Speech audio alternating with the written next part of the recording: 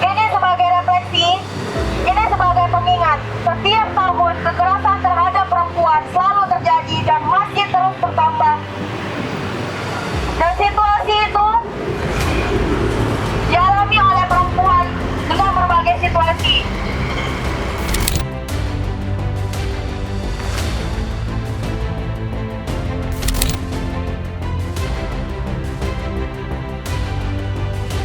Mana perkebunan sawit berdiri gagah akibat tangan-tangan serakah, tanda tangan yang oleh pejabat-pejabat kita, di mana hari ini kita menetapkan negara sebagai pelaku HAM nomor 1. Lalu belum lagi kita berbicara Kalimantan yang baru tadi malam ada salah satu pemimpin adat di sana ditangkap paksa karena mempertahankan wilayah adatnya. Lalu bicara Sulawesi, bicara Jawa yang setiap harinya harus dihadapkan pada penggusuran. Ada Sukahaji, ada Dago Elos, dan lain-lainnya, Pakel. Pemerintah hanya sibuk menghitung korban, bukan mencoba mencegah akar masalahnya. Ini semata-mata bencana buatan manusia, bukan dari alam. Assalamualaikum warahmatullahi wabarakatuh. Selamat sore pemirsa setia di TV. Kembali lagi bersama saya Dedi Purnawan dalam liputan di TV. 10 Desember tepat jatuh di pada hari ini, yaitu memperingati Hari HAM Sedunia, yang mana ini diperingati di berbagai daerah, termasuk di Pekanbaru sendiri. Sekarang saya berdiri tepat di depan rumah kediaman rumah dari Gubernur Riau, yang mana tepat di depan patung perjuangan. Sore hari ini saya melihat ada beberapa massa yang sedang berkumpul, tapi saya harus tanyakan secara langsung apa kegiatan yang sedang dilaksanakan, ya, supaya tidak ada kesimpang siuran. Saya berharap dengan adanya ASI ini bisa menjadikan HAM di seluruh Indonesia ataupun di seluruh dunia lebih baik lagi. Untuk itu, tetap bersama saya, kita tanya secara langsung kepada aksi massa yang sedang dilakukan. Pemerintah hari ini kembali mengingatkan kepada pemerintah untuk segera tetapkan status bencana nasional ke Provinsi Sumatera Utara, Aceh, dan Sumbar, karena kondisi sekarang sangat merangsingkan. Tidak ada kemanusiaan yang terjadi di sana. Korban bertambah, krisis iklim lebih memperparah, sungai-sungai rusak, hutan alam ditebang, kayu-kayu berlimpahan.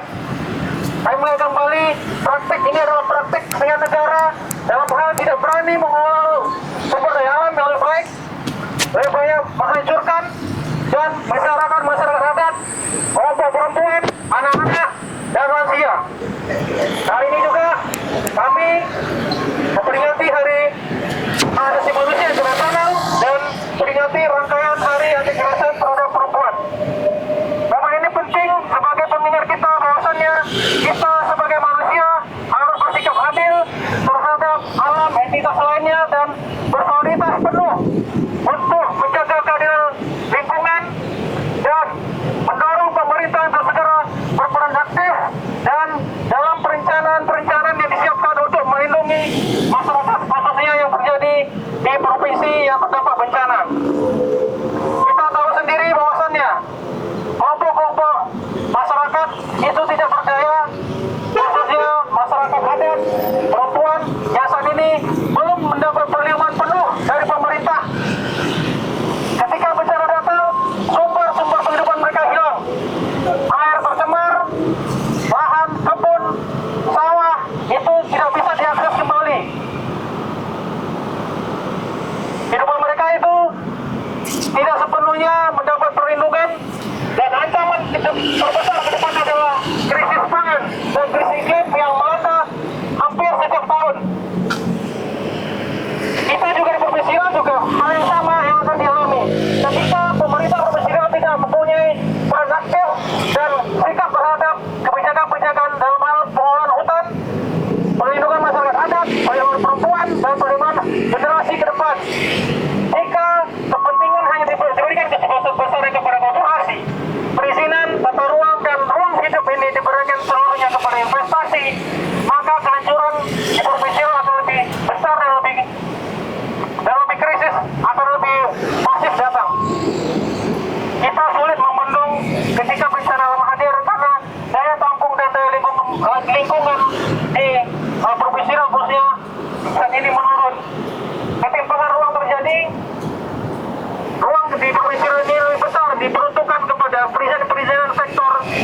khususnya perkebunan sawit, industri perkebunan palm paper, dan tambang. Tiga ketimpangan ini juga berdampak besar terhadap masyarakat. Kekerasan juga terjadi. Masyarakat mendapat kriminalisasi, intimidasi, serta penangkapan yang melanggar hak asasi manusia. Sebenarnya mereka sampai saat ini apa yang mereka lakukan adalah benar-benar dengan sepenuh hati melindungi dan menjaga, mengingatkan kepada negara bahwasannya itu adalah hal yang salah dan harus dikoreksi. Kondisinya mereka malah dikriminalisasi dan ditangkap.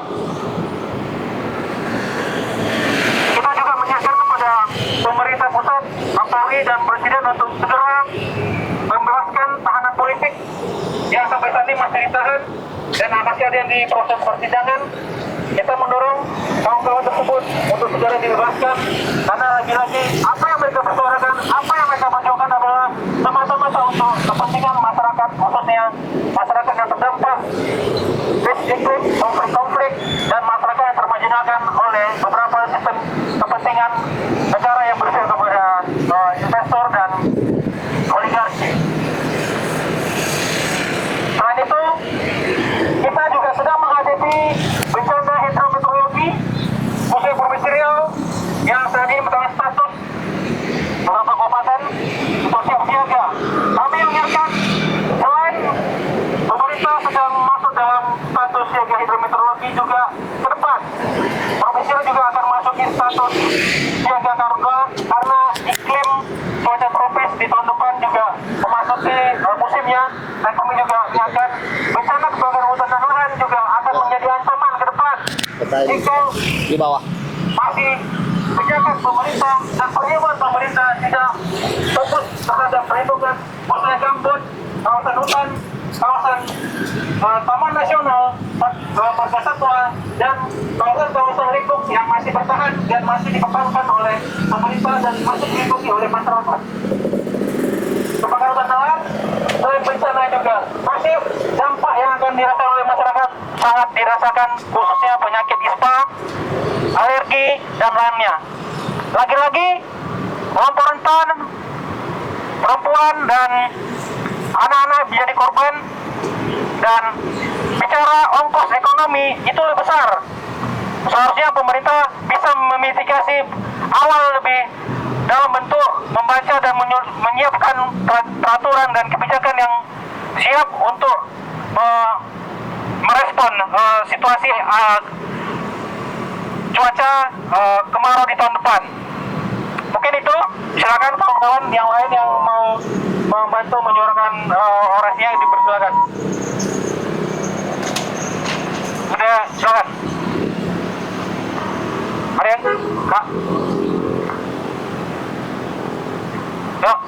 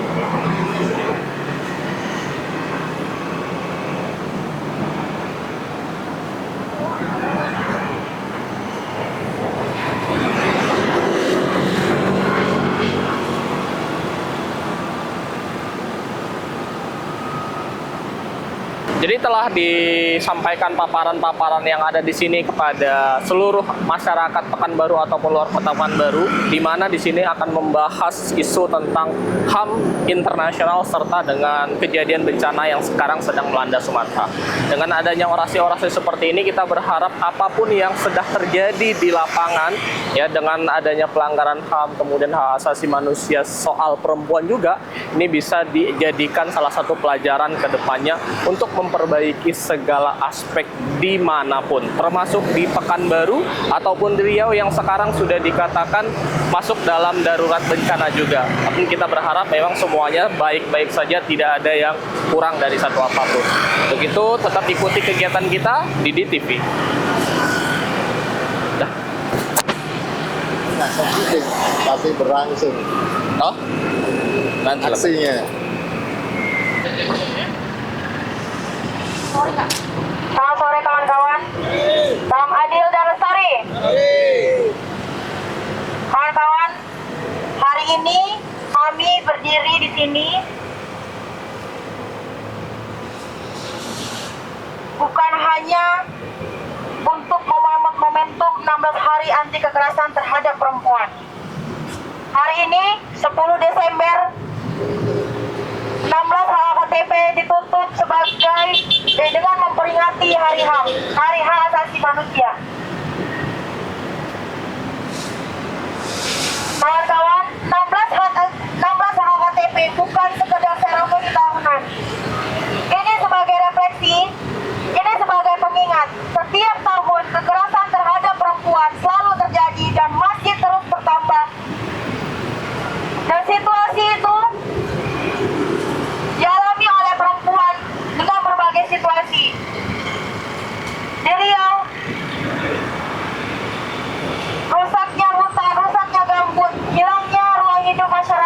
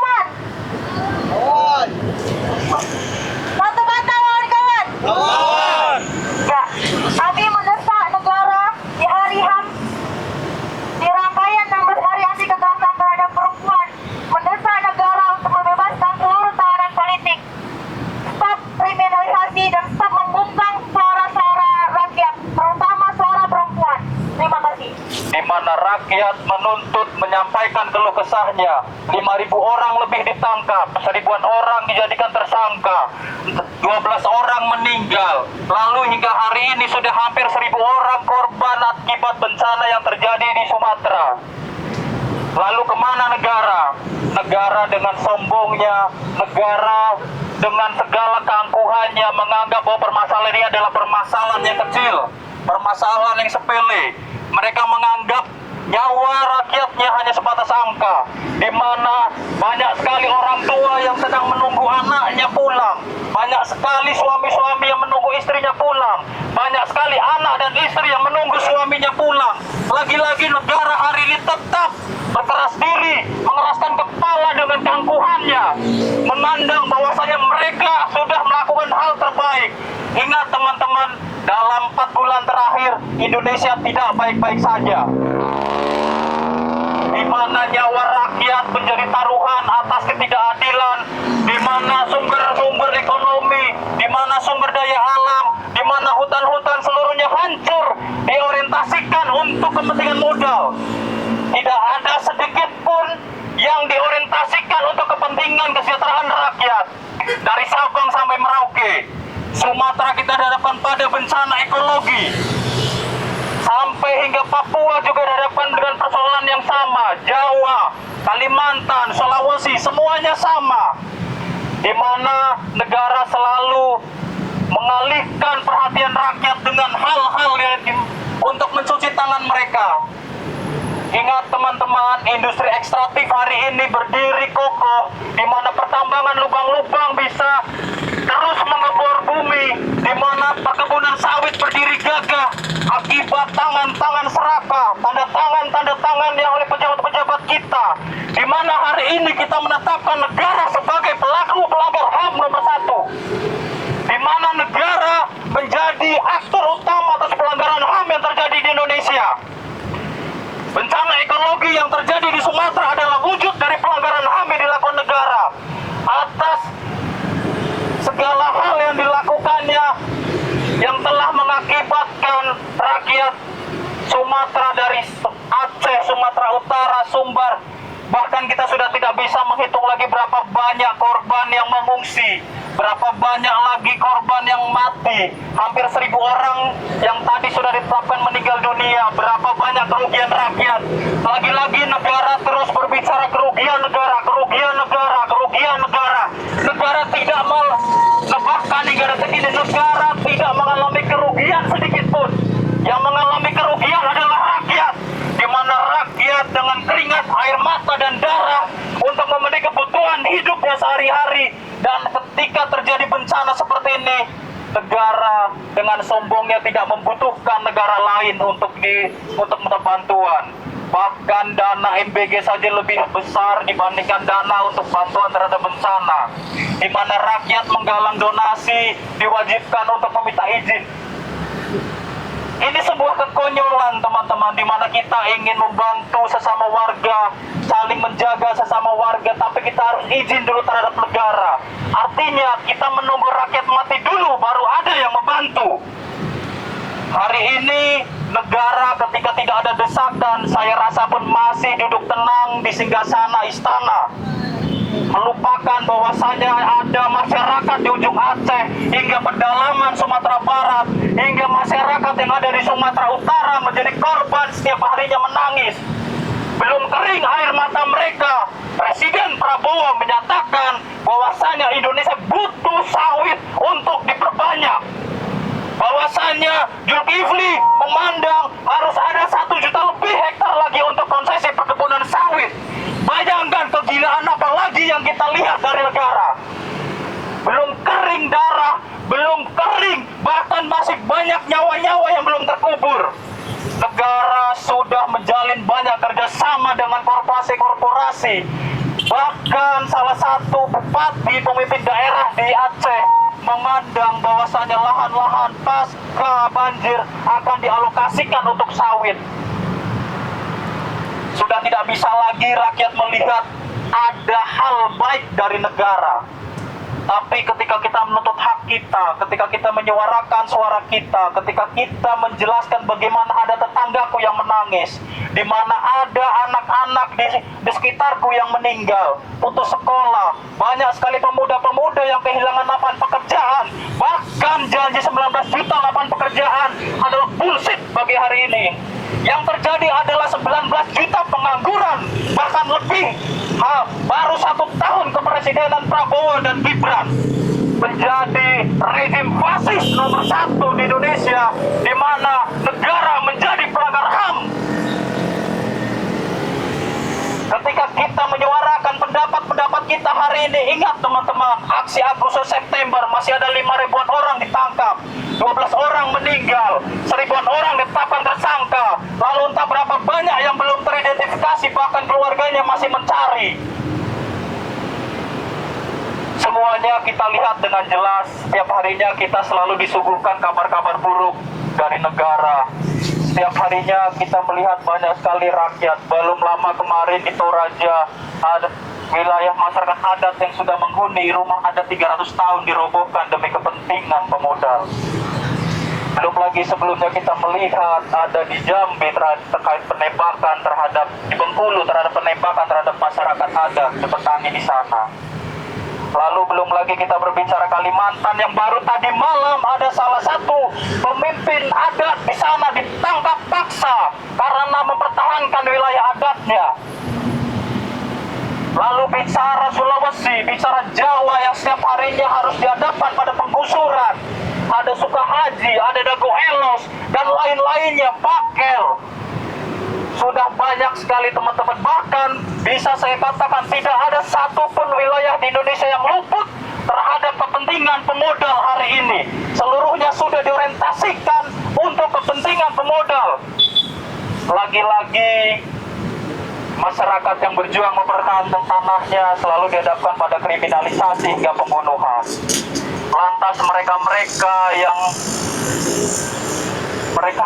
yang memandang bahwa mereka adalah orang-orang terhormat, pejabat negara, orang-orang sombong, orang-orang angkuh, terus memperkaya diri lewat regulasi, lewat kebohongan, lewat manipulasi, yang orientasinya pada dasarnya adalah perampokan terhadap sumber daya yang dimiliki oleh rakyat.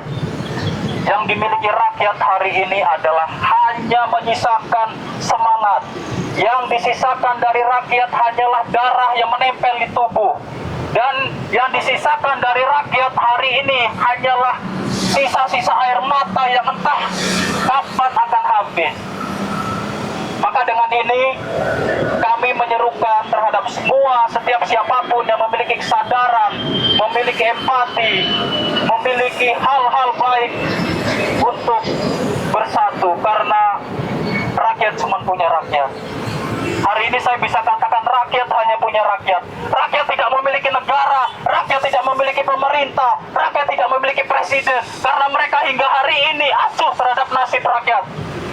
Mungkin itu saja dari saya, karena terlalu banyak masalah yang ada di Indonesia, terlalu banyak masalah yang kita hadapi, dari permasalahan masyarakat adat, perempuan, pemuda, pendidikan, kesehatan, semuanya bermasalah. Lantas ketika masih ada teman-teman yang memandang ini bukan masalah, sudah tidak bisa lagi berkata-kata. Sudah sangat terang, sudah sangat telanjang negara menunjukkan kebobrokannya. Mungkin itu saja, silakan teman-teman. Momentum penutup 16 hari anti kekerasan terhadap perempuan, yaitu Hari Hak Asasi Manusia. Ini bukanlah perayaan, ini bukan seremoni, ini adalah momentum. Ini adalah waktu di mana kita menunjukkan bahwasanya negara hari ini adalah pelanggar HAM.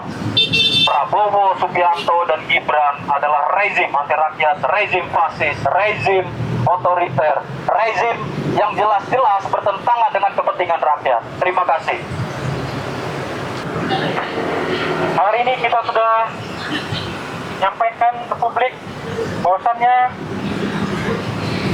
cukup sudah krisis iklim, bencana dan pelanggaran HAM telah menghancurkan negeri ini, terutama Sumatera.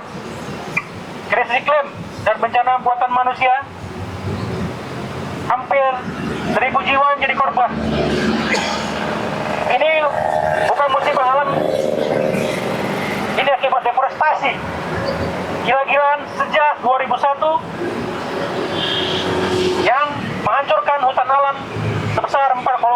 juta hektar. Lebih besar dari negara Swiss yang berkontribusi akibat kehancuran ini, yaitu perusahaan sawit, tambang ilegal, penebangan liar, dan hilangnya hutan, tanah gundul, air dan tanah tercemar. Maka bencana dan krisis datang dan mengorbankan rakyat-rakyat yang ada di Sumatera dan secara umumnya di Indonesia. Pemerintah hanya sibuk menghitung korban, bukan mencoba mencegah akar masalahnya. Ini semata-mata bencana buatan manusia, bukan dari alam. Pelanggaran HAM. Masyarakat adat khususnya di Sumatera sudah menjadi korban pelanggaran akibat kebijakan yang koruptif dan eksploratif, khususnya merenggut ruang-ruang hidup mereka. Kami menuntut perusahaan untuk segera melakukan izin mereka diaudit. Ketika menemukan unsur pidana pelanggaran hukum, segera dicabut dan diproses oleh penegak hukum. Karena ini merupakan penindasan sistematis terhadap rakyat demi keuntungan segelintir korporasi dan oligarki.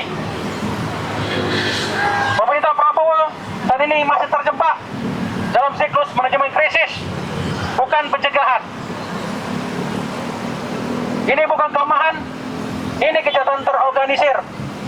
Indonesia harus dipimpin oleh pemimpin yang berpihak kepada rakyat, berpihak kepada keadilan ekologis, dan berpihak kepada lingkungan, khususnya sumber-sumber penghidupan yang dinikmati oleh rakyat, yang dilindungi oleh rakyat, dan dijaga oleh rakyat seutuhnya demi kehidupan mereka. Kami tidak mau mendengar janji-janji lagi oleh elit-elit dan politik ketika di lokasi hanya datang sebagai segelintir orang yang berpihak, namun kontribusinya tidak banyak menyelesaikan masalah. Kami ingin pemerintah itu hadir menyelesaikan masalah. Akar masalahnya adalah kebijakan yang eksploratif dan ekstraktif terkait pemberian beberapa izin, khususnya di isu pertambangan, HGU, dan perkebunan. Sumber-sumber inilah yang dari awal yang menghancurkan tutupan kawasan hutan, sumber-sumber penghidupan masyarakat, kebun, dan ruang-ruang hidup masyarakat, khususnya perempuan, masyarakat adat, dan kelompok rentan lainnya. Terima kasih. Oke, pemirsa setia di TV, kali ini saya sudah bersama dengan salah satu aktivis yang hadir di seruan aksi kali ini. Untuk lebih jelasnya kita akan tanya langsung apa kegiatan yang sedang dilaksanakan dan tujuannya ke arah mana, ya. Oke, kalau gitu, Bang izin Bang kenal dengan siapa Bang? Ahlul dari Wali Riau. Dari Wali Riau ya. Oke. Ini lagi ada aksi apa nih Bang kalau boleh tahu kita Bang? Ya, hari ini Mas Riau bersama jaringan organisasi masyarakat sipil bersama komunitas memperingati hari HAM, hari asasi manusia, dan hari 16 hari anti kekerasan terhadap perempuan, sekaligus merespon kejadian-kejadian bencana yang ada di Sumatera, khususnya Aceh, Sumut, dan Sumbar. Oke, berarti ini ada kaitannya dengan bencana yang sudah terjadi juga ya Bang ya. Kalau boleh tahu Bang, dari aksi ini kira-kira apa poin-poin utama yang harus didengarkan oleh pemerintah terkait nih Bang? Ya, kita mendorong kepada pemerintah untuk selesaikan masalah, bukan hadir untuk hanya sekedar memberikan kontribusi dan logistik ya. Akar masalah yang kami lihat adalah bencana yang hadir di menimpa rakyat-rakyat di Sumatera karena dari kebijakan eksploratif dan ekstraktif, khususnya pemberian izin dari sektor perkebunan, tambang, dan HTI. Nah, kontribusi selama rentang 10 tahun ini mengakibatkan bencana yang tidak bisa dikelola oleh alam itu sendiri karena daya tampung, daya dukungnya sudah berkurang. Sehingga ketika bencana datang, alam itu sendiri tidak bisa memulihkan. Karena daya tampung sudah berkurang akibat kebijakan-kebijakan yang terhadap eksploratif di sektor kehutanan dan perkebunan tadi, dan tambang. Baik, jadi dengan adanya hal-hal yang sudah kejadian di Sumatera, terutama Medan, Aceh, dan provinsi yang terdampak, mungkin apa sih sebenarnya Bang langkah kebijakan yang harusnya diambil oleh pemerintah setelah kejadian ini? Kan kalau kita ngomong sebelum kan sudah kejadian ya Bang, tapi setelah kejadian ini kira-kira apa langkah yang harus diambil Bang oleh pemerintah? Ya, yang pertama kami mendesak pemerintah, khususnya pemerintah Indonesia, Presiden Prabowo, untuk segera menghentikan perizinan, khususnya moratorium terhadap perizinan perkebunan kelapa sawit industri bubur kertas dan tambang untuk bisa mendata lebih awal perizinan yang selama ini diberikan adalah perizinan yang salah terhadap peruntukan ruang-ruangnya. Nah, dari data tersebut kita harus bisa mendata perusahaan mana yang tidak mengikuti aturan, kebijakan, dan berpihakan terhadap masyarakat, khususnya memberikan ruang kepada masyarakat eksistensi dan bisa mengolah sumber-sumber kehidupannya, atau izin diberikan ternyata menimbulkan konflik. Nah, ketika itu muncul, negara harus siap untuk mendata lokasi-lokasi konflik yang antara perusahaan dan masyarakat itu sebagai bahan pertimbangan evaluasi dan diaudit. Ketika menemukan itu dominannya sih lebih ke perusahaan, ya segera lakukan revisi izin atau dicabut. Betul. Jadi memang harus dilakukan revisi sesegera mungkin supaya kejadian yang seperti ini tidak terulang lagi di kemudian hari ya, Pak. Oke, itu saja kemungkinan untuk kita ya dari hari ini, dari semua yang sudah disuarakan di sini, dan aksinya masih berlangsung terus. Masih ya, Pak, ya? berlangsung. Sampai jam berapa di sini, Bang? Kita rangkaian sore, nanti lagi orasi, nanti malam kita ada penggalangan dana. Oh, nanti malam ada penggalangan dana ya. Di mana, Bang? Di komunitas rumah sunting. Komunitas rumah Iya. sunting ya. Jadi buat sahabat-sahabat yang ada di Pekanbaru juga yang mau ikut penggalangan dana bisa langsung datang ke lokasi atau berdonasi sesuai dengan yang sudah diberikan. Terima kasih, Bang. Ya, Sekali sama-sama. lagi semoga aksinya berjalan dengan lancar dan didengarkan oleh pemerintah terkait. makasih. Baik, sahabat di TV, kira-kira begitu liputan kita untuk sore hari ini. Terima kasih.